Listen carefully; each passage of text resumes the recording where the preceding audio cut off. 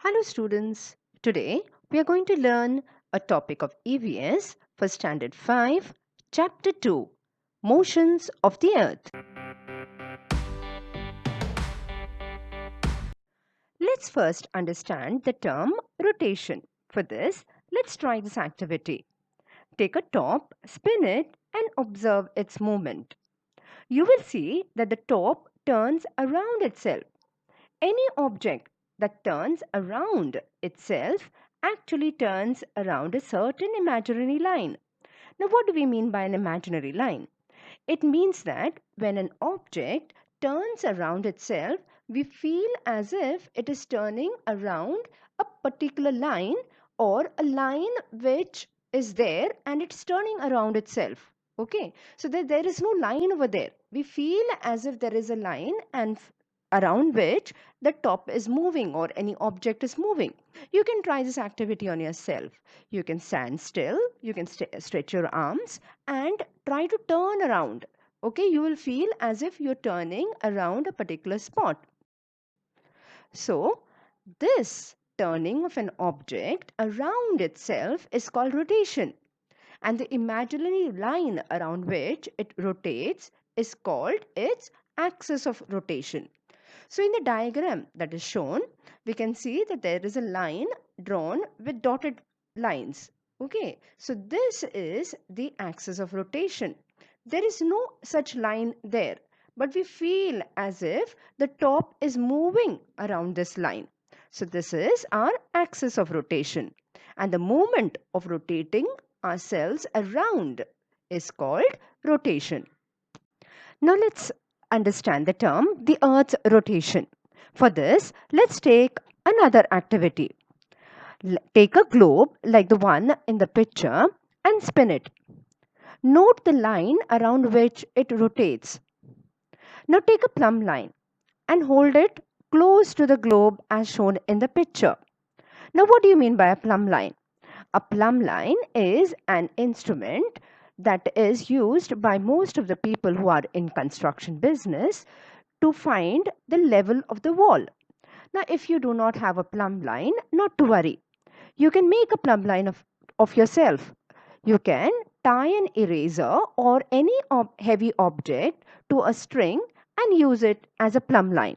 When you hold the plumb line, you will see that the plumb line and the Earth's axis are at an angle to each other. That is, the Earth's axis is inclined. Now, what do you mean by the word inclined? Inclined means it is slanting or tilted. That is, it is not straight. If you look at the plumb line, it is a straight line. Whereas the axis, that is the imaginary line, we already learnt what an axis is. An axis is an imaginary line where around which an object moves. So in this case, our Earth is moving around an imaginary line which is called the axis, and this axis of the Earth's rotation is not straight, it is inclined, it is slightly tilted. So the Earth rotates with its axis inclined. Now, the line NS in the picture shows the Earth's axis. It passes through the center of the Earth. The points N and S are called the poles of the Earth. N is the north pole of the Earth and S is the south pole of the Earth. Now let's understand the term equator. If a circle were drawn around the surface of the Earth exactly in between the north and the south poles, we learned what are the north and south poles. Okay, the two ends of the Earth are the north and south poles. So if you draw a line in exactly at the center of these two poles, we would divide the Earth into two equal parts. So it means that when we draw the line in the middle, it will divide our whole globe or the Earth into two equal halves. And this imaginary line that we draw in the middle of the Earth or in the center of the Earth is called the equator. Now, when it is drawn, it divides the Earth into two equal parts. It makes the Earth into two equal halves. The topmost part is called the northern hemisphere and the downmost part is called the southern hemisphere. Now let's try another activity. Stand a candle in the middle of a table. Draw a big circle around this candle. Place a globe at any point on the circle. Light the candle. See that the room is dark. Now let's suppose that this candle is our sun. Observe which part of the globe gets the sun's light and which does not. Now, looking at the globe from the direction of the North Pole, turn it anti-clockwise. What do you mean by anti-clockwise? It means that we have to move the globe which goes against the direction of our clock, that is opposite in direction of our clock. This is how the earth rotates. So our earth rotates from west to east.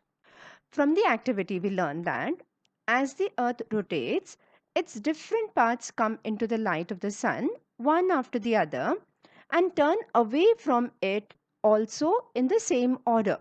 So we'll notice that as one place comes in front of the sun, it moves away and next part of the earth comes in front of the light. So that is how each part of the earth gets the sunlight. Let's understand the term sunset and sunrise. Now, continuing with our activity, stick a red bindi on the globe. Now, turn the globe anti-clockwise. Notice very carefully when it is sunrise, when it is noon, and when it is sunset at the location of the bindi. After one sunrise, note when the next one occurs at the bindi.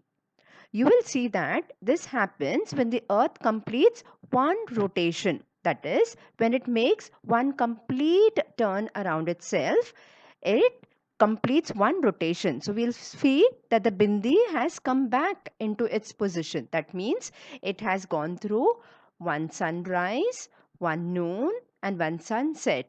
And again, when it turns, the process continues. So this process goes on and on and on as the earth rotates around itself.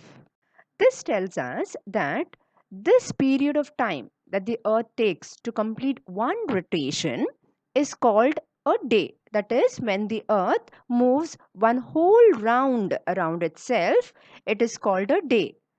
The day has two parts, just like we can see it in the diagram: daytime and nighttime, or simply we can call it as day and night. Now, for the purpose of measuring the time, we divide this whole day into 24 parts, and each of this part is called an hour. So, therefore, we have 24 hours in a day. What is a year? Now, move the globe along the circle on the table. As you do this, keep rotating the globe and ensure that the axis does not change its orientation. It means see that the axis is not moving. The globe is sturdy. So you have to move the globe along this circle slowly, and while you are moving it along the circle, see that it is also rotating around its axis. What will happen is eventually the globe will come back to its original place on the circle. That is, it will come back from where it started. This is how the earth revolves around the sun, even as it rotates around itself. So, this tells us that while the earth is rotating, that is turning around itself, it is also moving around the sun. So, there are two movements going on together simultaneously. That is, the earth is rotating around itself as well as it is moving around the sun. So, this gives rise to one whole year. We just saw that the earth, while rotating around itself, it also moves around the sun. So the period of time or the time it takes for the earth to complete one revolution around the sun, that is one turn around the sun, it is called 1 year. There are 365 days and 6 hours in a year.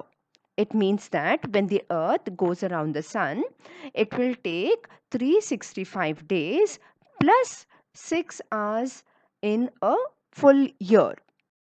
A leap year. In the Gregorian calendar, Now, what do you mean by a Gregorian calendar? A calendar that is used all over the world. That is, that the calendar that we use in our daily life, the calendar with beginning with January, February, that calendar is called the Gregorian calendar. Now, in the Gregorian calendar, the year is taken to have 365 days. Now, we just learned that when the earth revolves around the sun, it is 1 year, and that revolution takes 365 days and 6 hours. But for the purpose of calculation, we do not take the 6 hours. It means that it counts 6 hours less every year. That makes 24 hours or 1 day in every 4 years. It means that 6 hours, if we count for every year, in 4 years it will become 24 hours, and we know that 24 hours is equal to 1 day. So we are actually counting 1 day less. So to make up for this lost 1 day, the month of February in the Gregorian calendar has an extra day every 4 years. Not every year, but once in 4 years, because once in 4 years we have lost 1 day. So to make up, to bring back that 1 day, we add 1 day to the month of February. So that year is called the leap year, because we have added one extra day. So that whole year is called a leap year, and a leap year comes once in 4 years. So a leap year will have 366 days in total instead of 365 days. Every year we take 365 days, but in the leap year we add one more day. So the leap year has 366 days and February has 29 days instead of 28 days.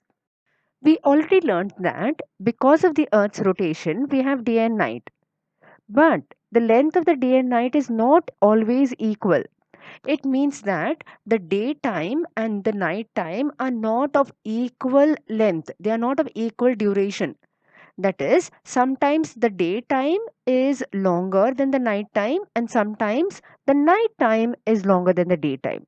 Now, why does this happen? Now, this happens because of the Earth's inclined axis. We learned that the Earth's axis is not straight, it is inclined. So, as it moves around the sun, it does not get light of equal proportion. All the parts of the Earth do not get the light of equal proportion. So therefore the daytime and the nighttime are not equal.